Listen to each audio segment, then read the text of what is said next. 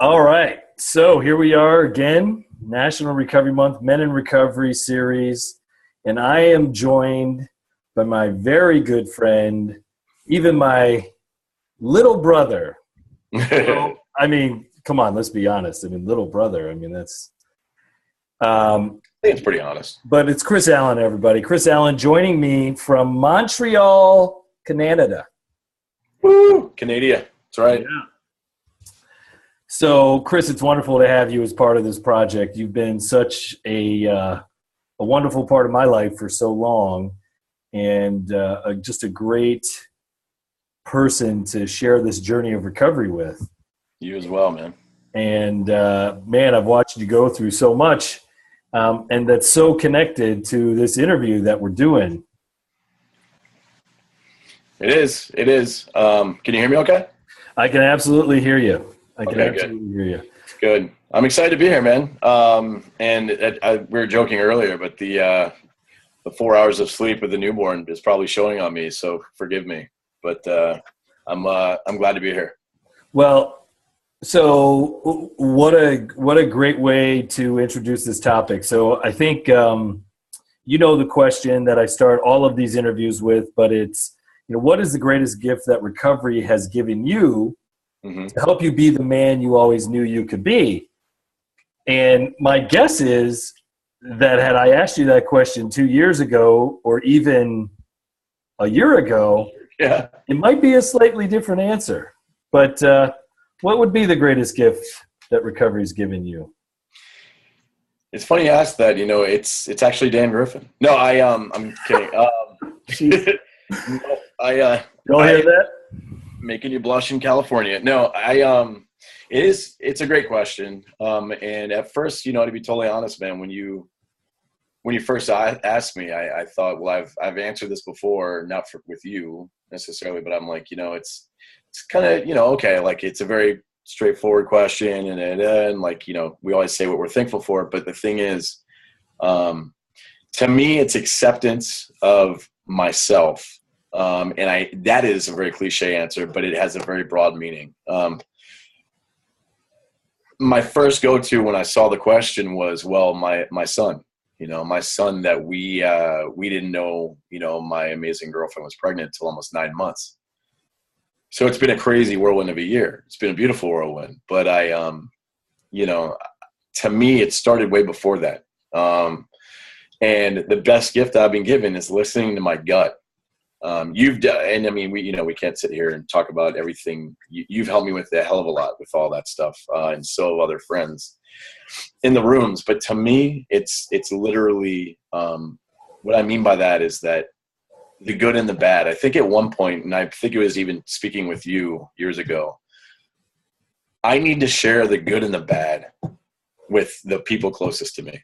And the people in these rooms, and the people in meetings. And what that is for a long time, I kind of thought that, if I could quote every line out of the big book and I could tell you, exactly how step work works for you. And, I could, take these guys, these three sponsees to the heaven land, right? Because I was that important. That was the acceptance I needed for myself. And that was absolute bullshit. I need to share with you and with other people that my struggles, my ups, my downs, my tough times, my amazing times, and a lot of that's being vulnerable. And this kind of feeds into a lot of the work that you do with men. And I know that with be it my girlfriend or my best friend or my family, about who I really am, and that's been tough, and a lot of people obviously know. Your work with the man rules stuff, but that totally feeds into it. 180 million% that feeds into it. So the best gift I've been given is knowledge of self in terms of truly listening to myself when I know I believe there's two levels of honesty in recovery. And that's my opinion for me, which is I can be honest with you. I'll be honest with you. I'll tell you I did this or that, or I'll tell you, my bad, man. Like I messed up, and then there's the honesty that brings me to tears of what I know is right in my moral code and who I am as a guy. And I mean, the best way to describe it is I've been driving down the middle of the street, on the highway on a road trip or whatever, and I'll be crying my eyes out because I'm sad about something. And I'll also be crying my eyes out 2 hours later because I'm so grateful that I have my life back and that I'm sober and I can feel all this shit. And so the best thing for me is I got to be honest with me, with the guy in the mirror tenfold. And I'm nowhere near perfect at that all right now either. After 17 years clean and some change, this thing is cunning, baffling, and powerful. And it is, as you know, and I've talked to you, a lot over the years, with my main struggles have been listening to my gut and letting go of what I think the answers need to be. Yeah. So I know it's a very broad answer, and I can solidify it if you need me to. But that's been the biggest gift for me personally, and from that has come the gift of my son, of having a functional relationship that's very healthy. And by healthy, I mean we're honest with each other, like really honest. So there's a lot that feeds into it, but that's pretty much it. Well, you said a lot there, Chris. I mean, so first, you're talking about self-acceptance, but what I also hear you talking about that's been really powerful has been this increased awareness, this increased idea of honesty. And then connected to that honesty is really a degree of vulnerability. Hell yeah. And you were talking about that vulnerability with your girlfriend, your vulnerability with family, your vulnerability with friends. And so, so we can only be honest about something that we're aware of. So that's the first part. Mm-hmm. When you and I first met, I think there was a lot that you weren't necessarily able to see because you didn't want to look there. Like, you didn't need to look there. You were that guy who had the answers in the 12-step meetings and all of that. And so, well, to go deeper would be too painful. Right. Right. But that's powerful. That's powerful, because how many men are living in that space? To go deeper would be too painful. And so I convinced myself that everyth's okay. I convinced myself that this box that I've put myself in my recovery is sufficient. Mm-hmm. And what I've watched happen with you as that box kind of blew open, as it's been this process of self-acceptance, it's been this process of vulnerability. And I love really what I hear you saying, really the strongest that's coming through from me is that idea of the honesty. Yeah, man. That who you are and how you show up in your life with the people closest to you, it's not just about everything that's not going well. And it's also not just about everything that's going well. It's about speaking your truth in that moment, and also taking into consideration, the other person. As alcoholics, but we could be so emotionally driven, and that emotion tends to shrink our worldview down to just us. For sure. Ask my girlfriend about that. Well, sure. For sure. Ask my wife. Ask even some of my good friends. I mean, right. For sure. And so there's a lot here, and what's really interesting is this journey that you're on now, which I'm just so incredibly excited for you. Just to watch how this is transforming you, whether it's something as simple as the hours you keep, to the fact that, now you're the guy who's just not available. And why aren't you available? Because you're with the two people who are the most important to you. Mm-hmm. Now there's a greater appreciation for priorities and what it means to be selfless. But what a gift that Cam is for you to be a father, and to kind of what you're able to give to him because of the hard work that you've done and are doing. He'll know a father who does love himself and who's able to be honest about himself. He'll know a father who's able to admit he's wrong. He'll know a father who's able to see cry.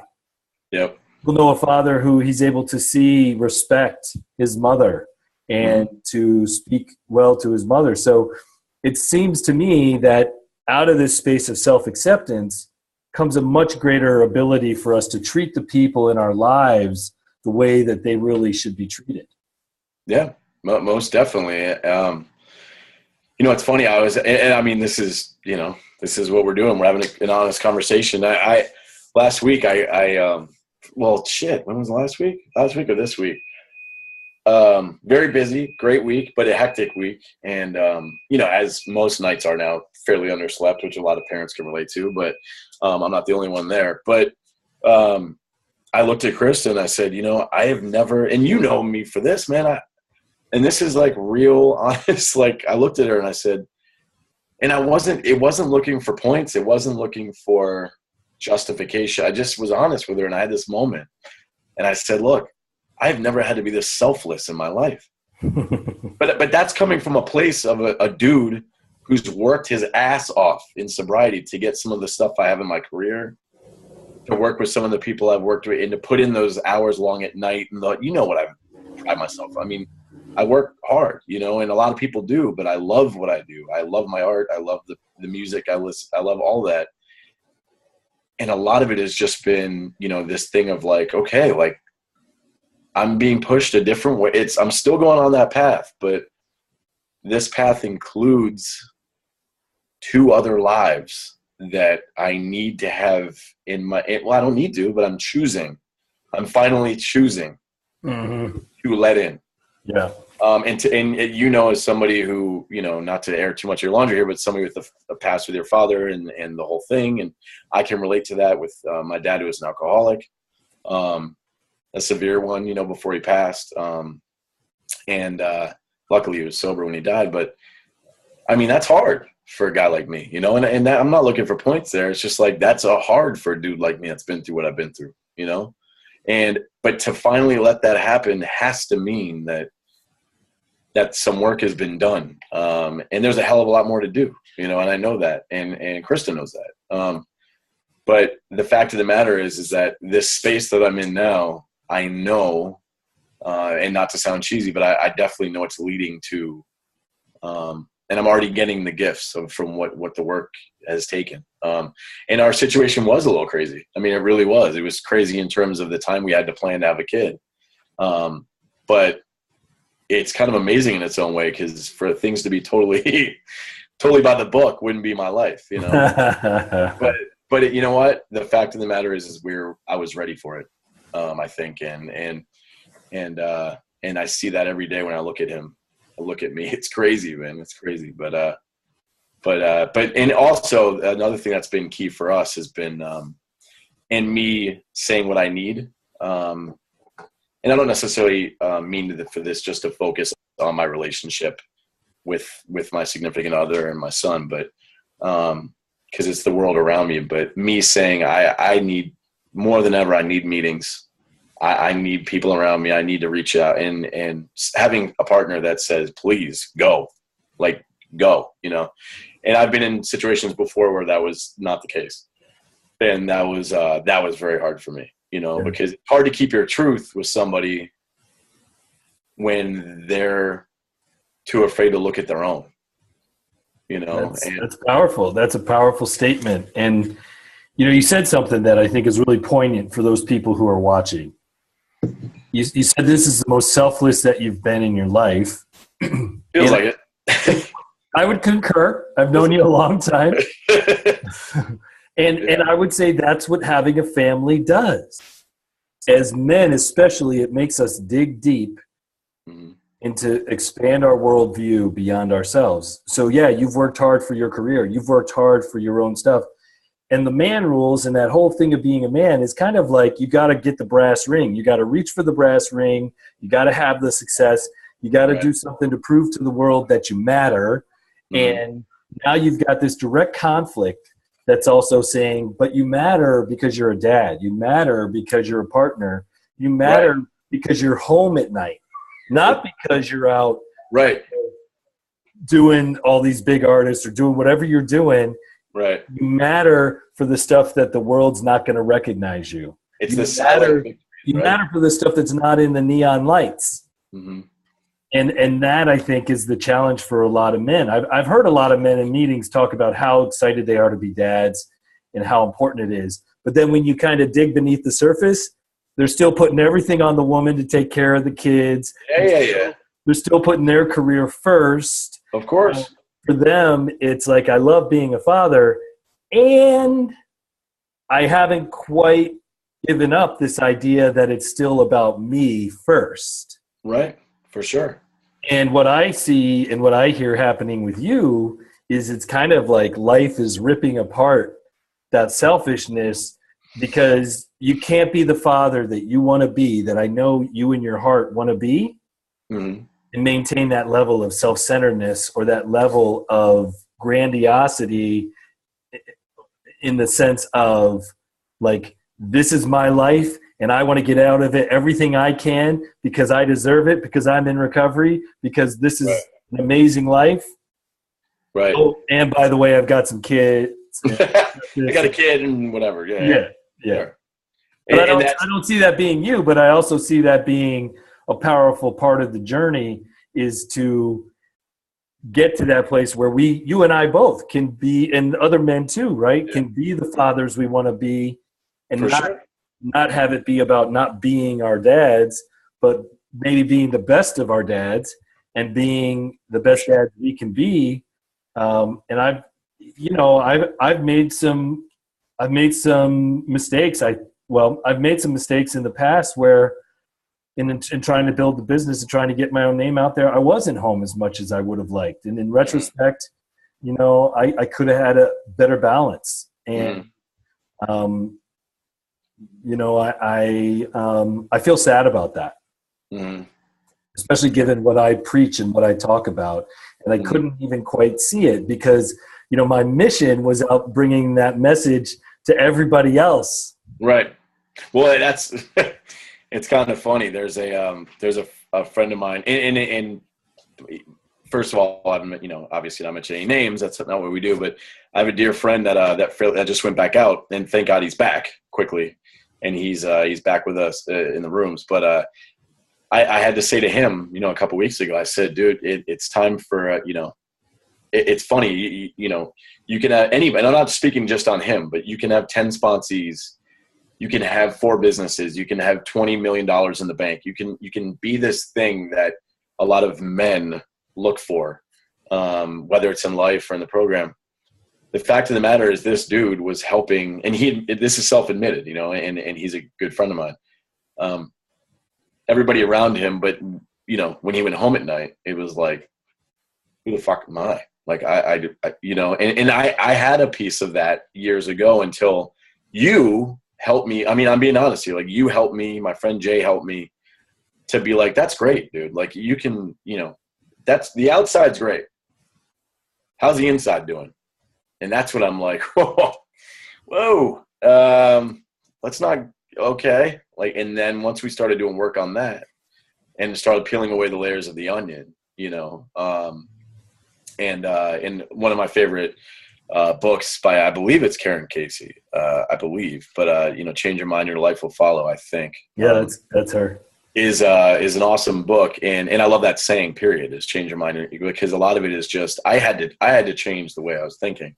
And this isn't me sitting here saying I'm better, I'm fixed, I'm this great, perfect, flawless boyfriend and father. But I can say that right now, to be totally honest, it was hard for me at first to accept the silent victories as a dad.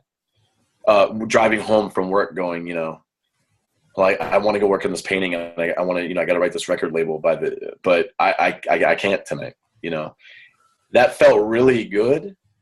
And it was scary as shit because it's like, I don't want to lose me. But the interesting thing is I'm meeting me by doing this.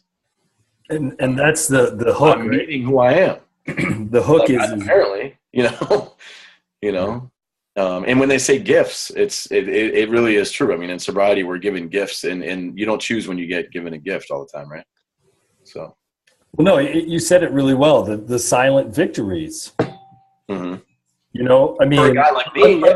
unless you're posting it on Facebook or Twitter, nobody's going to know that you gave up a certain job or you left a group or you turned something down so that you could be home, or so that you could be home and Krista could do what she needs to do, or whatever it is, or me, with my family.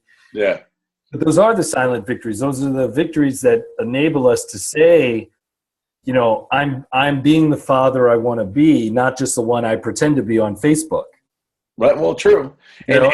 And the thing that is, and a lot of friends know me for, I definitely am a promoting whore on Facebook with my business, but I have to be with my artwork. But, and I'm actually thinking a lot about that recently too, which is a cool thing. But it's interesting what I can say about it with me lately has been, or in the last 2 years anyway, has been, and definitely 7 months since having Cam and my amazing little son is I'm going, you know what, the little boy, right, the little boy that was crying out for attention, and the little boy, or that translates to the teenager that was getting all effed up to look for attention. That little boy, that's the kid that he feels like he needs those victories still. I need that. I need people to see that. I need this. I need that. But it's I guess the man in me now that is, and I'm not giving myself, I'm just speaking out, like verbally spitting what I'm feeling, is saying, Chris, it's time that you don't need that right now. Now you've gotten past that, and in a way I was fighting that for a little bit. I was going, well, no, I still need this. I still need, and I feel like, and I'm not being religious here because I'm not a religious guy. I consider myself somewhat spiritual in a lot of ways, but to me, God was going, quiet. Like, it's time to be quiet. Turn the lights down a little bit, still do your thing, but that Chris is okay for a while on his own, and for someone like me, and to grow up in an alcoholic household like I did, and to go through what I've gone through, and I know you can relate in a lot of ways. That's big, and that feels big. So, and I don't mean for this to sound like I'm not looking for accolades here. I'm more just speaking out loud that it's a miracle to me that I can actually feel that way today, and that's what sobriety has given me, is the acknowledgement of like, holy shit, man, like. You didn't necessarily sign up to go this way right now, but you did, and it's showing you the path. You don't have to do it. The path is laid out for me, and I often say, the book's already written. We just got to read it, and I've been reading. I might not love every chapter. I might hate one page. I might love another, but it's my story, and it's a pretty cool thing. So, well, that's beautifully said. You've got this, you touched on several components, and I'm going to kind of close off with this and then ask you to have the last word. But, a baby can't take care of a baby, and so if the child that needs that love, that child that needs that acceptance is running the show, how could we ever be a healthy father? So it goes back full circle to this self-acceptance that you started this with, in the sense of, when we do the work to find peace and love within, when we do the work to take care of those parts of us that weren't loved, that didn't get what they needed, then we can authentically give it to a child, to a partner that needs it. Otherwise, we just keep taking. That little kid, it's a bottomless hole. That little kid will never be filled from the outside. That little kid will never be filled from anything other than that quiet space of love and trust and attachment, healthy attachment. And, I often will say, sometimes for a lot of us men who are in recovery, especially, if our fathers had this illness as well, giving a father or being a father is sometimes about giving everything you never got. And in giving it, you get it. Yeah. And in getting it, in giving it, you get to keep it. And it's never felt so obvious or so real for me as being a father. and really seeing like how much that piece of self-acceptance, how much I need to pay attention to how I'm doing physically, emotionally, spiritually, so that I can be present with Grace, so that I can be available to Grace and meet her as an adult man, not a child. So True. I knew it was going to be a great interview. I knew you would be real, which is why I so love speaking with you, being with you, having you in my life. I so appreciate you as a man and your journey. You're so open. You're so vulnerable. And, you know, this journey is unfolding for you in a whole new way. It is. And it is about self-acceptance, because it's also about giving yourself permission to not be a perfect dad. Yep. You know, I'm learning that lesson too. Yeah. And that's, you know, that's one of the books I'm working on right now, is The Art of Being an Imperfect Father. You know, is to just give ourselves a break. Yep.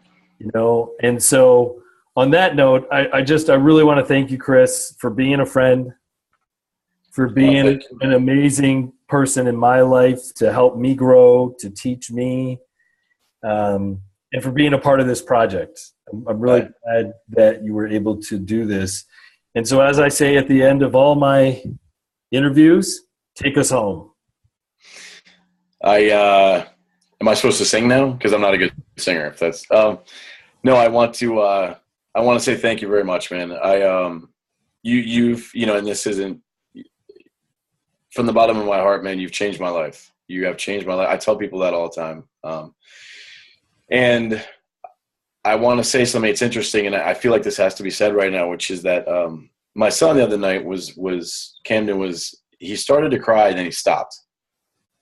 And he just hit his head slightly. Nothing that bad, but it was just I was holding him, and he just kind of bumped his head a little bit.